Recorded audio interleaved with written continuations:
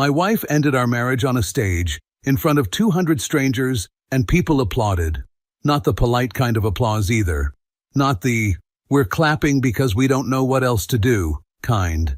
I mean full-bodied, standing ovation energy.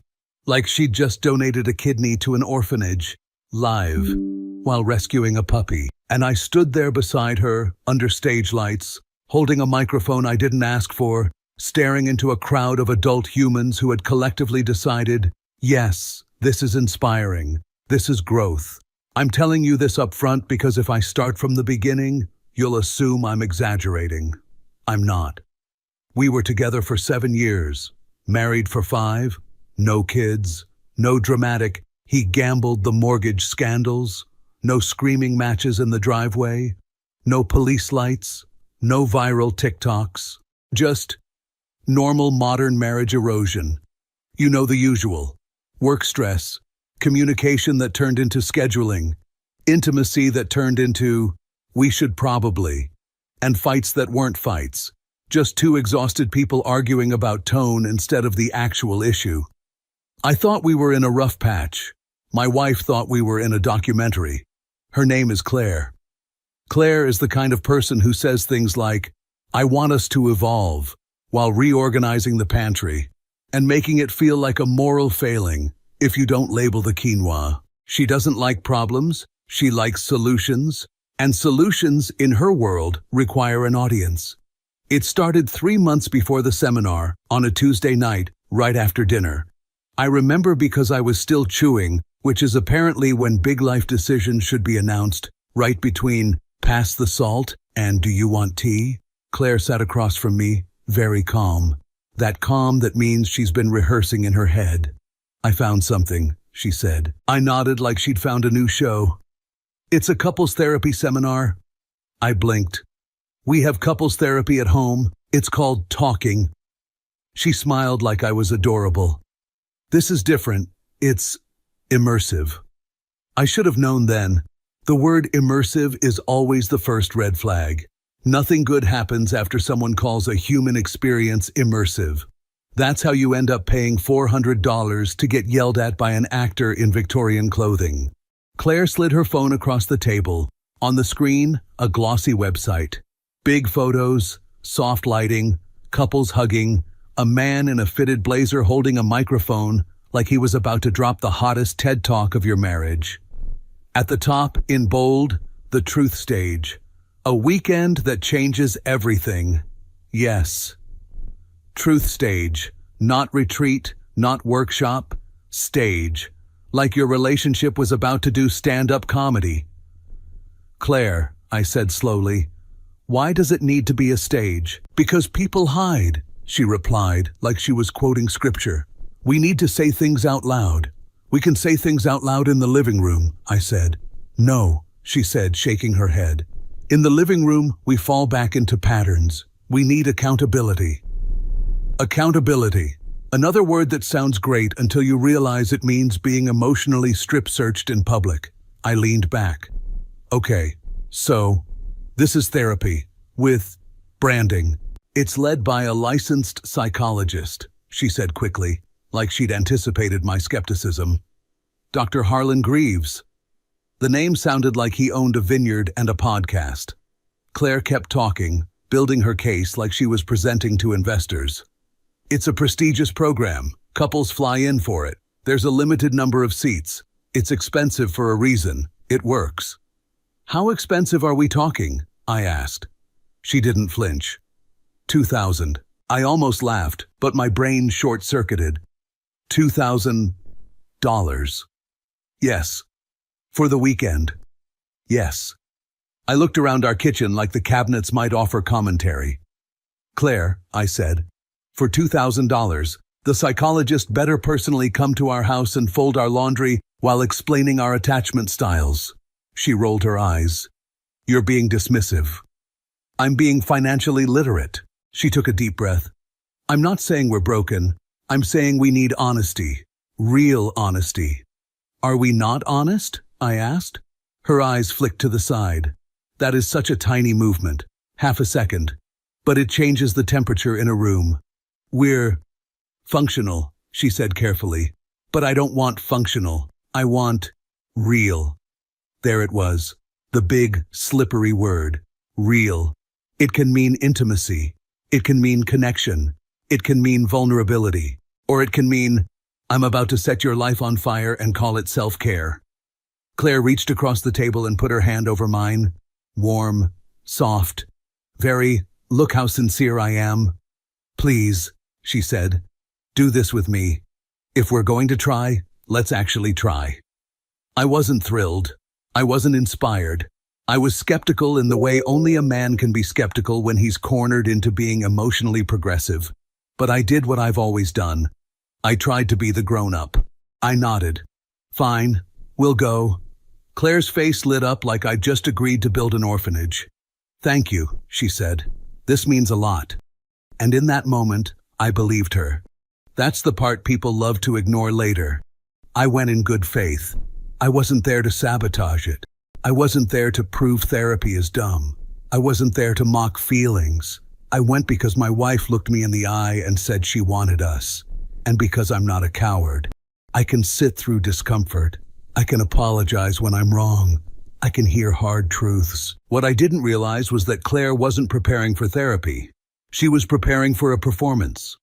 The seminar was held at a hotel conference center, one of those places designed to make you feel simultaneously important and trapped. You walk in and everything smells like expensive carpet and quiet desperation. There are soft lights, a little coffee station that looks cheerful but tastes like betrayal, and name tags on a table like you're about to attend a corporate event called Leadership Through Suffering. Claire checked us in. She was energized, focused, almost excited. I took our name tags and glanced at the printed schedule. Friday night, Welcome and Truth Circle. Saturday, Breakthrough Sessions. Saturday evening, The Stage. Sunday, Integration and Commitment. I stared at that word again. The stage. I nudged Claire. They really lean into the stage thing. She smiled. It's symbolic. Yeah, I said. So is a guillotine. She ignored that. We walked into the main room. A big hall with a raised platform, chairs arranged in rows, and spotlights aimed at the front. Microphones.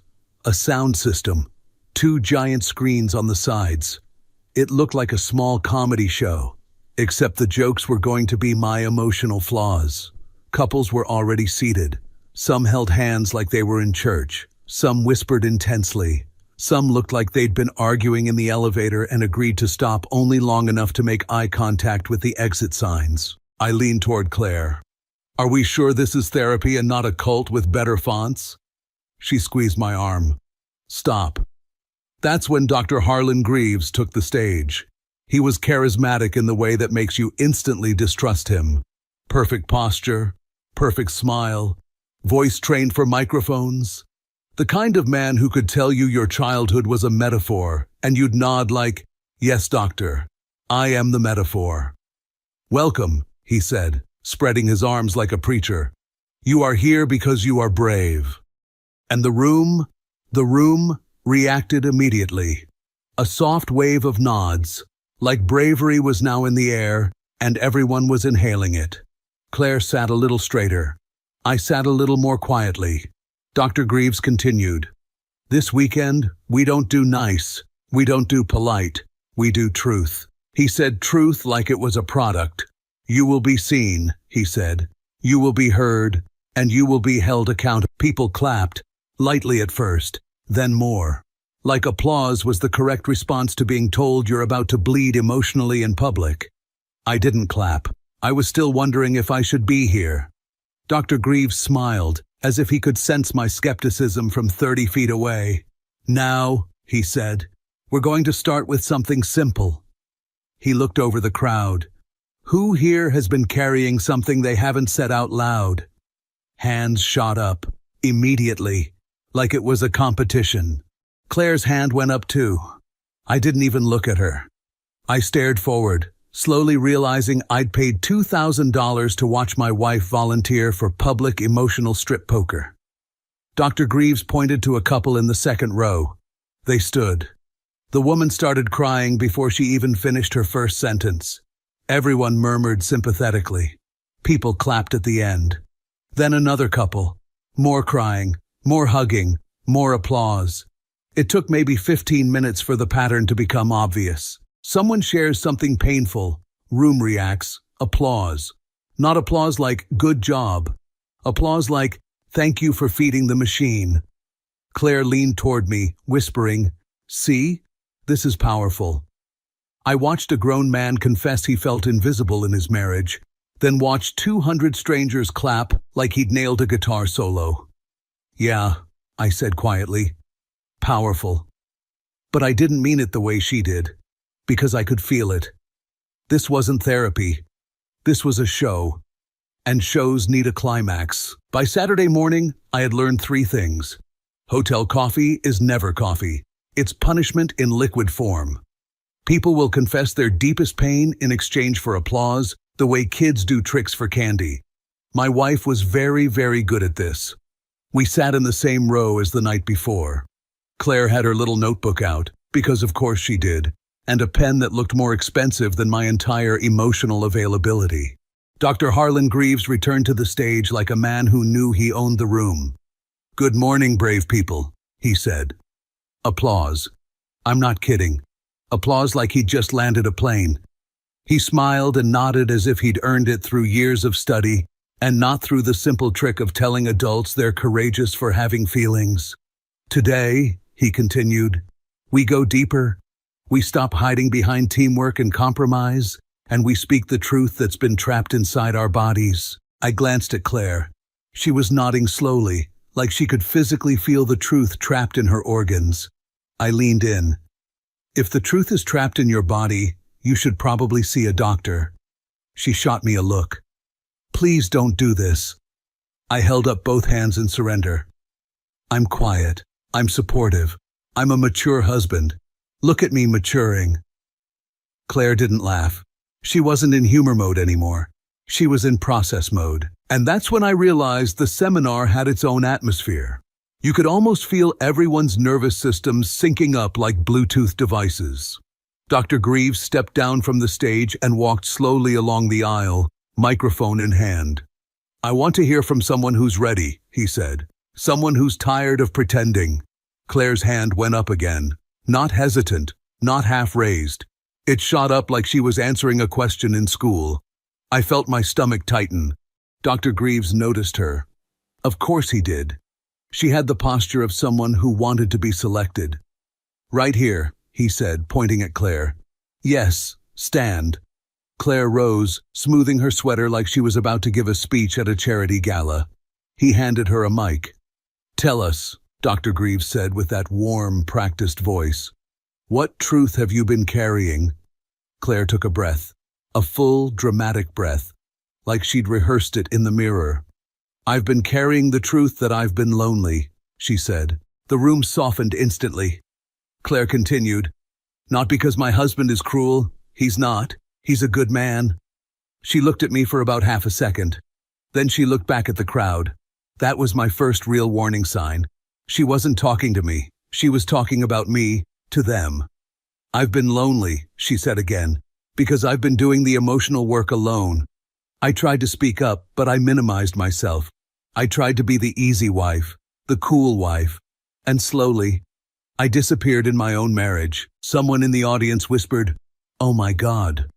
A woman in the front row actually put her hand over her mouth like she was watching a tragic movie. Dr. Greaves nodded slowly, eyes full of compassion. Compassion he practiced in the mirror, I'm sure. "And what do you want now?" he asked her.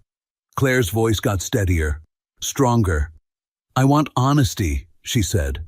"I want to stop pretending that being fine is enough. I want to be real." The room murmured approval, like a choir. Dr. Greaves turned slightly, addressing the crowd. "This," he said, "is bravery." Applause. Claire smiled, small, humble, almost embarrassed. But she didn't sit down quickly like someone who'd said too much.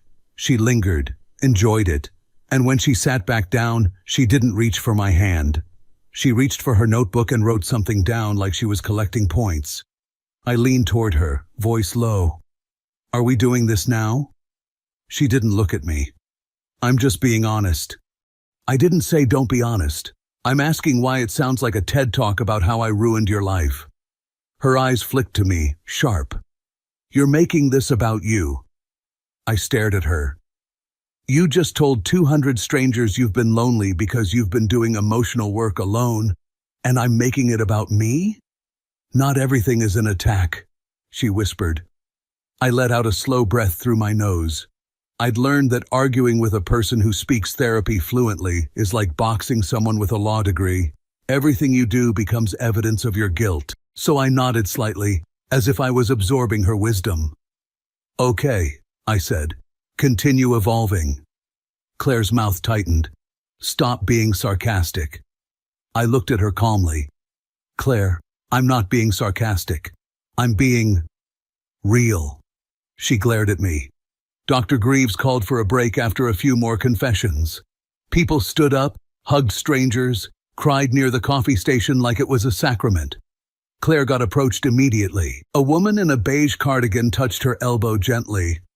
That was so powerful, she said. A man with watery eyes nodded at Claire. You're brave, he said. Claire smiled modestly. Thank you. It's hard, but it's time. I stood there beside her, invisible, like a coat rack. Then, this is the part I won't forget, Claire introduced herself without mentioning me. I'm Claire, she said. I've been learning to use my voice. She didn't say, this is my husband. She didn't say my name. She didn't even look in my direction like I was part of the scene. And that's when the narrative started to shift. Not in some dramatic movie way, in a small, creeping way, like someone slowly turning the thermostat down until you realize you've been freezing for an hour. I went to refill my coffee and a guy next to me gave me that look. You know the look. Not hostile, not aggressive, just pity, coated with judgment. He nodded toward Claire across the room, surrounded by admirers. Man, he said quietly, you're lucky she's trying. I stared at him. I'm sorry, he shrugged. A lot of women would have just checked out. She's doing the work. I looked at him, still calm. Interesting. He smiled like he'd given me advice. Don't waste it. I nodded once. I won't.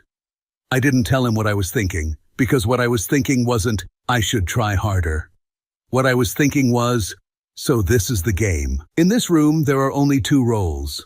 The brave truth-teller and the person they're escaping from. After the break, Dr. Greaves introduced what he called mirror exercises. Couples faced each other. One person spoke while the other held space.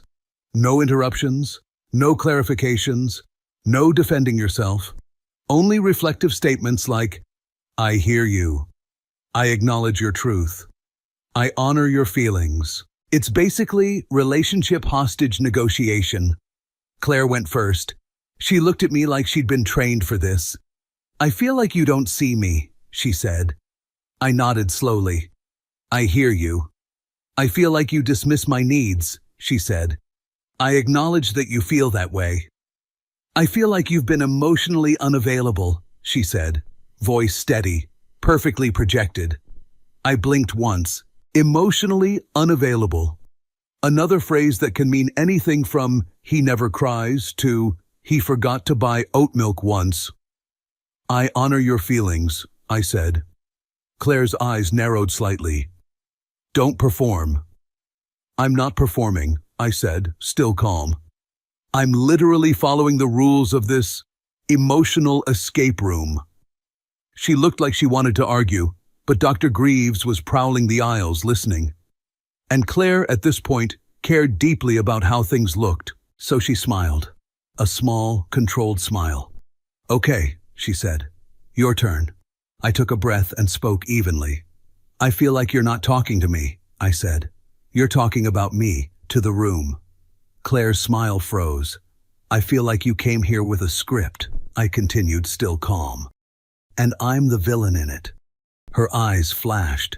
Dr. Greaves's head turned toward us, interested. Claire forced a soft tone. That's not true. I nodded slowly, like the seminar had taught me. I hear you. She exhaled sharply. You're twisting it. I acknowledge that you feel that way, I said. A couple behind us snickered quietly. Or maybe it was in my head.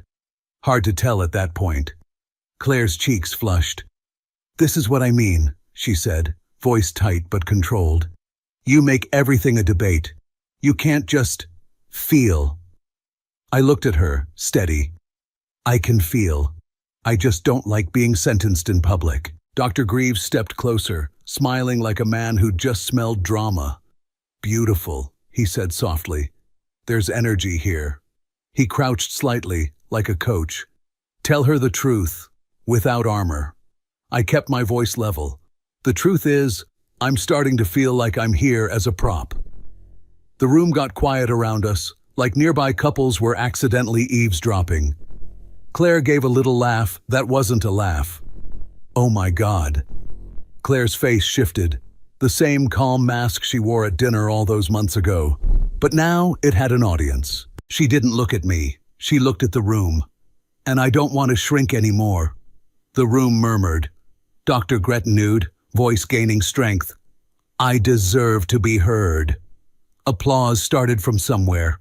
A couple clapped, another joined. It spread like a wave, and I sat there, watching my wife collect applause for leaving my side while still sitting inches away from me. That's when it hit me. Saturday evening was labeled The Stage. This morning, this was the trailer. By Saturday evening, nobody was pretending anymore. The room had changed, not visually, same chairs, same lights, same microphones, but emotionally. It felt tighter, like everyone knew they were about to get something big and didn't want to miss it. This was the session everyone kept whispering about during breaks. The Stage. Dr. Greaves stood at the center like a host about to announce a finale. Tonight, he said, voice lowered just enough to sound intimate, we step fully into truth, not from our seats, not from safety, but from visibility. People straightened up. Some looked terrified, some looked excited. Claire looked ready, not nervous, not hesitant. Ready. Dr. Greaves scanned the room slowly, theatrically, like he already knew who he'd pick, and maybe he did. Claire and... He glanced at his notes, then at me. You, he smiled. Would you both come up here? The spotlight hit the stage immediately, like it had been waiting. I stood up calmly. Claire was already on her feet. As we walked down the aisle, I felt it. That shift. The room watching us, not as people, but as content. This wasn't therapy anymore. This was the main event. We stepped onto the stage. The lights were brighter than I expected. Hot. You could feel them on your skin. 2 chairs waited for us, angled slightly toward the audience, not toward each other. That felt intentional. Dr. Greaves handed us microphones. Claire took hers with both hands. I held mine loosely, like I might set it down if it started asking too many questions. Dr. Greaves addressed the audience first. What you're about to witness, he said, is courage. Applause started early, preemptive, like people wanted to make sure they were on the right side of whatever was coming. Then he turned to us. I want to ask a simple question, he said, and I want you to answer honestly. He looked at Claire first. Of course. What do you want from this relationship? Claire didn't hesitate, not even half a second. She lifted the mic and said calmly, clearly, I've grown. A pause. I've changed. Another pause. Perfect timing. And I don't think this relationship has. The room went quiet. Not shocked, quiet. Anticipation quiet. She continued. My husband is a good man. She glanced at me briefly, just long enough for the audience to register generosity. He's kind. He's stable. He's never been cruel. A woman in the front row nodded emphatically, like she was taking notes. But, Claire said, and the room leaned in, I don't want to fix this marriage. You could hear someone inhale sharply. I want to leave it. Silence, not the awkward kind, the holy kind. Then, applause, loud, immediate, like a dam breaking. Someone shouted, Be brave. Another voice, You deserve happiness. People clapped like they were congratulating her for choosing herself at the checkout line. I didn't interrupt. I didn't react. Because in that moment, something clicked so cleanly it almost felt peaceful. This wasn't a decision. It was a reveal. She hadn't come here to decide. She'd come here to announce. Claire kept speaking, riding the wave. I've spent so long trying to make this work, she said. Trying to be smaller, quieter, easier. She shook her head slightly, controlled emotion. Not messy. I can't do that anymore. Applause again. Shorter this time, but still supportive.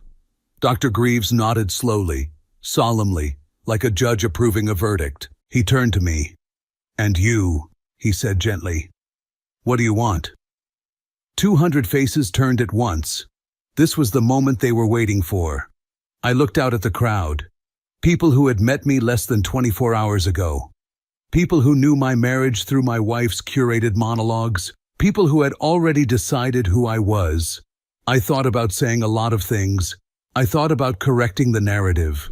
I thought about explaining context, history, nuance. Then I realized something important. None of that mattered. This wasn't a conversation, it was a ceremony. So I didn't give them what they wanted. I didn't raise my voice. I didn't cry. I didn't beg. I simply said, if she decided this needed an audience, then yes, I accept it. That was it. No speech, no counterstory, just acceptance. The room froze. Dr. Greaves blinked. Claire turned her head slightly, just enough to look at me properly for the first time all evening. She hadn't expected that. The applause didn't come. A few people shifted in their seats. Someone coughed. A woman in the third row slowly stopped clapping halfway through, like she just realized she wasn't sure what she was applauding anymore. Dr. Greaves recovered quickly. He always did. Acceptance, he said carefully, is powerful. I nodded once. Yes, I said. It is. Claire opened her mouth, then closed it. The spotlight suddenly felt less flattering.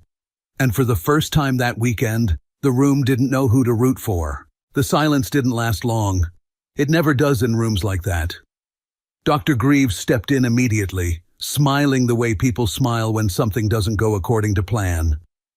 Let's stay with this moment, he said, turning to me. What are you feeling right now? 200 people leaned in again, waiting for the correct answer. Sadness, grief, regret, anything that would confirm Claire's story. I didn't give it to them. I feel calm, I said. Dr. Greaves tilted his head slightly. Calm can be a defense. I shrugged. Or it can be acceptance. A ripple of discomfort moved through the room. Not anger. Confusion. He tried again. Do you understand why she needs to leave? I understand why she wanted witnesses, I replied. A few people shifted. Someone in the back stopped nodding. Dr. Greaves paused, choosing his words. Do you honor her truth? I don't dispute her truth, I said. I just don't think it required a stage. That did it. The room lost its rhythm. This wasn't the script. Claire's jaw tightened. She lifted her mic again. You're being cold. No, I said evenly. I'm being precise. She looked out at the audience, searching for backup. It didn't arrive the way it had before. Dr. Greaves cleared his throat. Sometimes emotional restraint is how people avoid pain. I nodded. Sometimes emotional spectacle is how people outsource guilt. That line hit harder than I expected. Dr. Greaves straightened. Let's take a breath, he said. This is intense. He was right, just not in the way he meant. The moment ended not with resolution, but with exhaustion. Claire sat down first. I followed. The stage lights dimmed, and something important had shifted. The crowd didn't clap. They didn't cheer. They didn't know what to do with a man who refused to collapse. After the session, people avoided eye contact, not out of hostility, out of uncertainty. Claire walked ahead of me toward the exit. That wasn't what was supposed to happen, she said. I looked at her calmly. You mean the part where I fell apart? She exhaled sharply. You embarrassed me. I almost laughed. I stood quietly while you ended our marriage in public, I said. If that embarrassed you, that's interesting. She stared at me like she was seeing me for the first time. You could have tried, she said. I did, I replied. Just not for the audience. She shook her head. You don't get it. No, I said. I get it now. And for the first time all weekend, I felt absolutely sure of something. This wasn't a loss. It was an extraction. I left the hall before anyone could suggest a group hug. Not out of anger, out of timing. The applause hadn't followed us into the hallway. It stayed behind, trapped in the room where it made sense. Out here, it sounded wrong. People didn't rush toward Claire anymore. They didn't circle her. They didn't clap. Instead, they hesitated. A woman passed me and slowed down.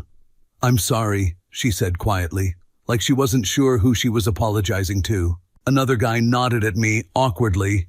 That was intense. No one said brave this time. What I noticed most wasn't hostility. It was distance. People suddenly didn't want to be involved. They'd come for a story with clear roles: hero, villain, redemption arc. But the moment I refused to play the villain, the whole structure collapsed. And nobody likes realizing they applauded too early.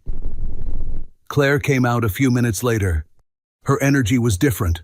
The confidence was still there, but it had nowhere to land, no crowd to receive it.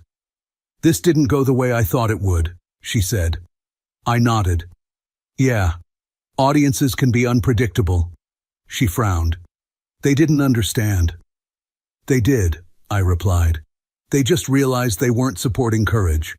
They were watching a breakup. That hit her. She looked around, noticing how people avoided eye contact now, how no one was congratulating her, how the moment had passed. I thought they'd back me, she said. They backed the story, I said. Not the aftermath. She didn't respond. That night, I packed my things and changed rooms. Not to punish her, not to make a statement. I just didn't want to sleep inside a performance that had already ended. Sunday morning was called integration. That word again. Integration of feelings, integration of truth, integration of new paths forward. The room looked different without adrenaline. No spotlights, no music, just tired faces and paper cups. People didn't sit close anymore. No hugging, no nodding, no applause. Dr. Greaves spoke softly now, slower, like a man walking back something that had already happened. Yesterday brought a lot up, he said. Today is about grounding.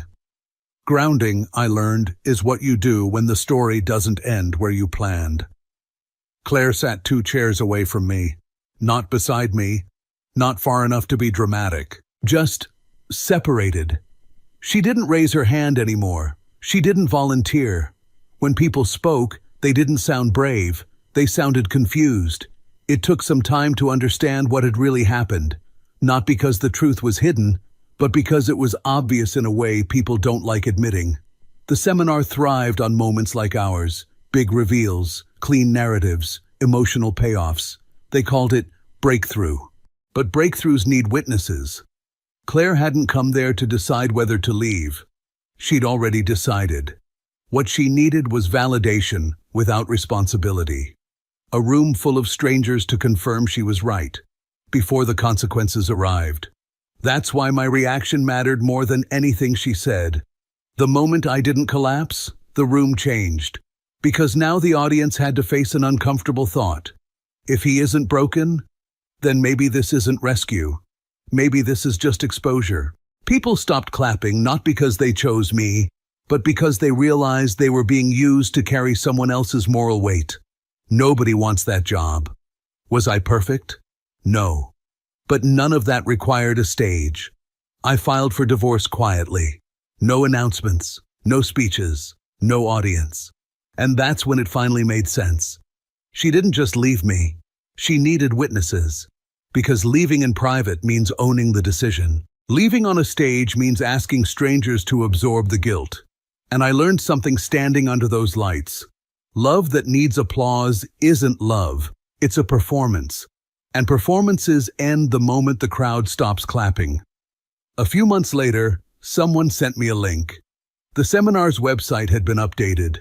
New photos, new testimonials. One of them felt familiar.